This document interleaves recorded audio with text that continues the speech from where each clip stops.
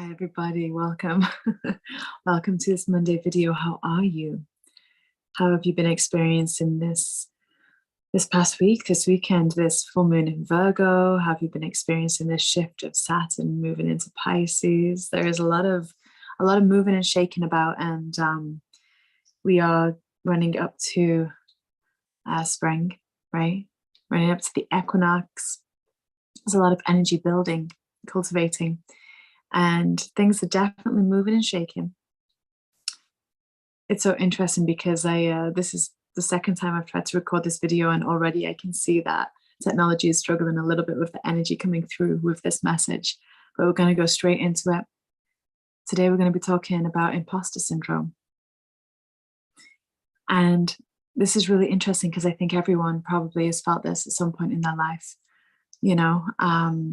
and this links in very deeply with how we are moving through and transcending energy in each part of our being, starting with the root chakra, the root and sacral right now, because that's kind of where we're at collectively. And it's interesting because, whether you are well established in anything that you do, or whether you are feeling like you're quite new, imposter syndrome, it links to self-worth, it links to value. It links to how we measure ourselves and how we measure our competence and the false beliefs really around that measure. And it's really interesting because it doesn't matter how long you've been doing something. It doesn't matter how many people have accredited you. It doesn't matter any of those things really. Imposter syndrome is when we are acting in a role, right?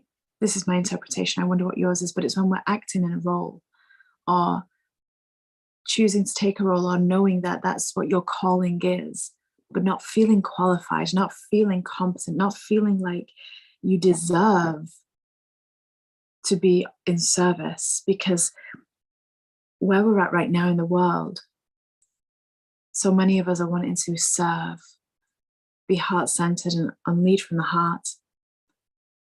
Many beings are feeling called to the title of healer, or way shower, light bearer, ascension guide, mom, dad, friend. Could be something to do with a very regular job, or anything where there's a title, because title means a box, right? Title means identification. Title means clarification around something, specification. And those things are all kind of characteristics of ego energy.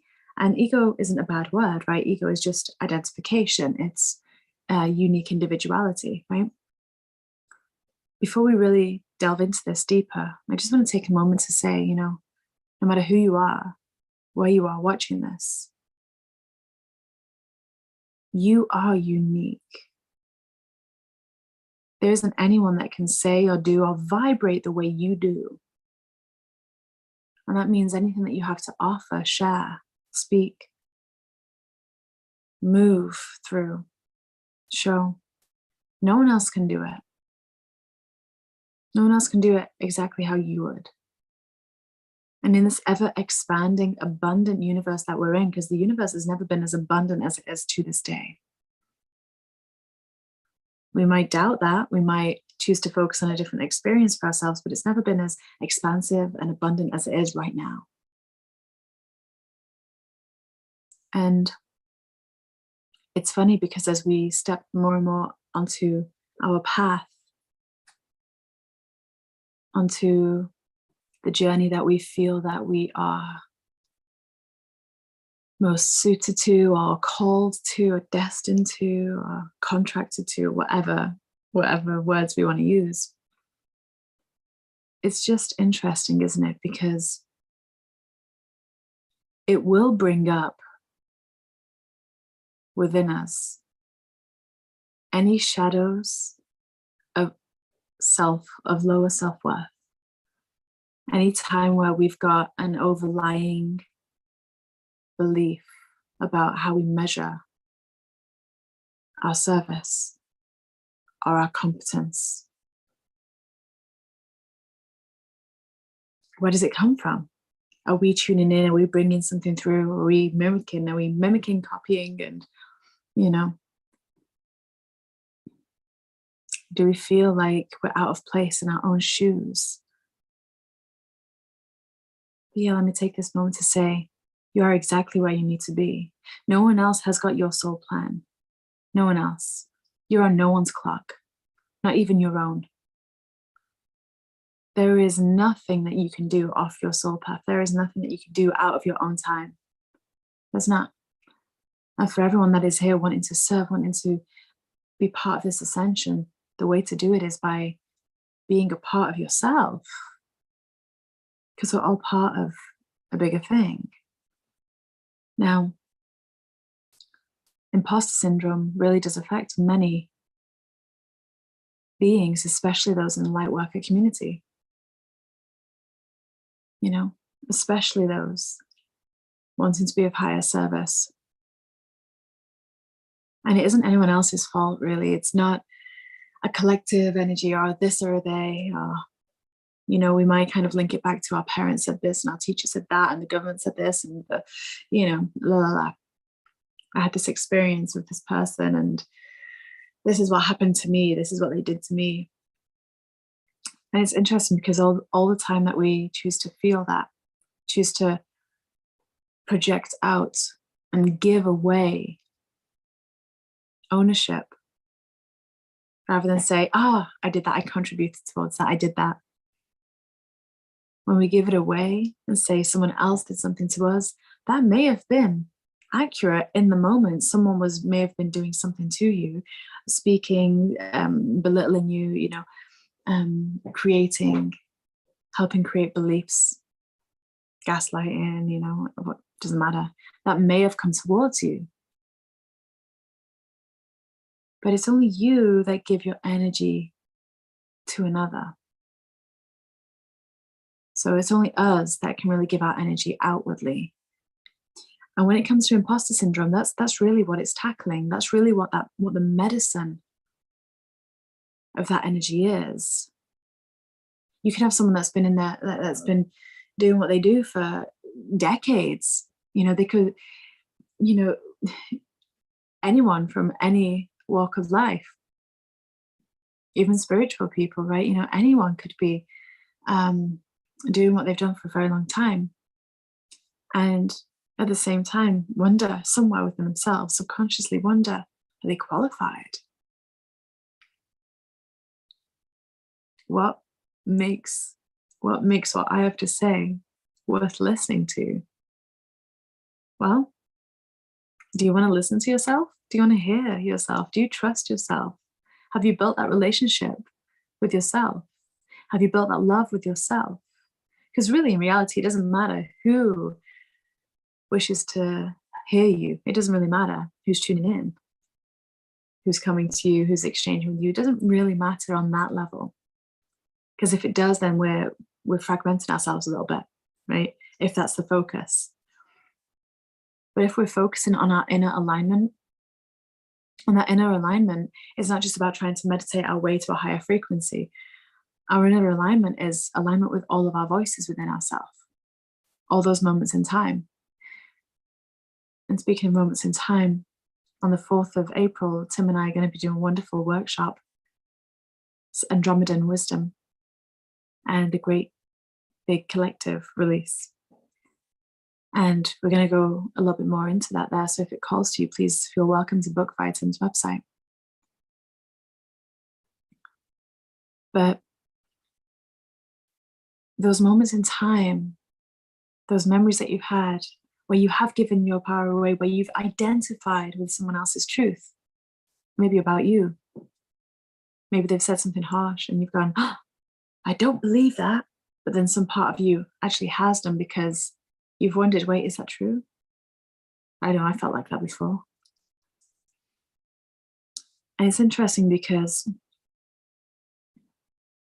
even so, we only feel like that because part of us is fragmenting, out of alignment. So we have to bring that back in. That's the medicine of imposter syndrome. Helping us notice how aligned we are, how tuned in we are to who we truly are, how tuned in we are to the voices within us. Are we observing self?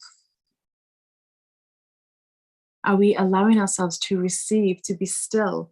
Are we giving out, giving out, giving out, giving out, burning ourselves up, burning ourselves out? Unless the emotion in our nervous system that's been stored gets a chance to draw forth and express and release,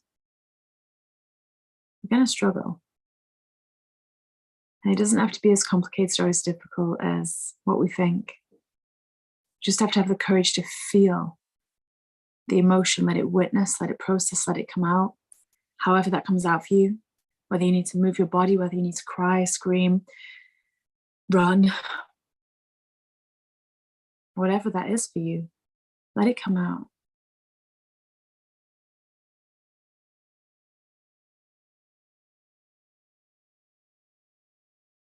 Needing to rise, it's going to draw like a magnet everything else that's associated with it, so that it can be seen, it can be heard, and it can be alchemized to bring further and deeper alignment. And when it does that, we allow our self-worth to rise up because we've valued ourselves enough to take that pause, to put ourselves first, to put our alignment first. Because we can't truly be of service if we don't know ourselves, right? Know thyself. And actually ties in really well with the Saturday star channeling message that came through a couple of days ago. It ties in really well. As the Arcturians, the Orions and Pleiadians were talking about personas within self, subconscious personas, being everyone that we know or don't know in the outer world. Know thyself. Never feel like an imposter again, because you're not. No one can sing your harmony like you. Everyone has something to say, to share. And everyone is in their own process, different levels, different paths, different everything. And that's how it's meant to be. That's the beauty of who you are. Always growing, always expanding, like the universe, always expanding.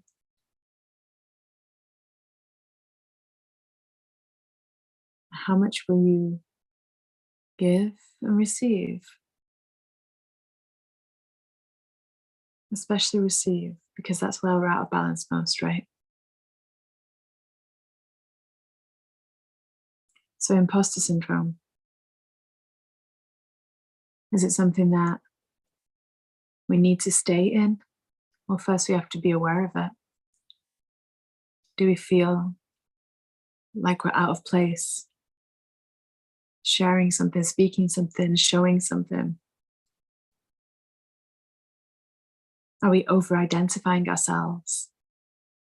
I'm a healer. It's just a common one. I'm a healer. We offer ourselves the medicine that we need. Right? We offer ourselves the medicine that we need by the job roles that we take on. So see what your higher self is giving you, because those identifications are keys to higher alignment and to knowing who you are. Sending you all so much love. Thank you for your comments, your love, your thoughts. And I look forward to seeing you on Wednesday for meditation.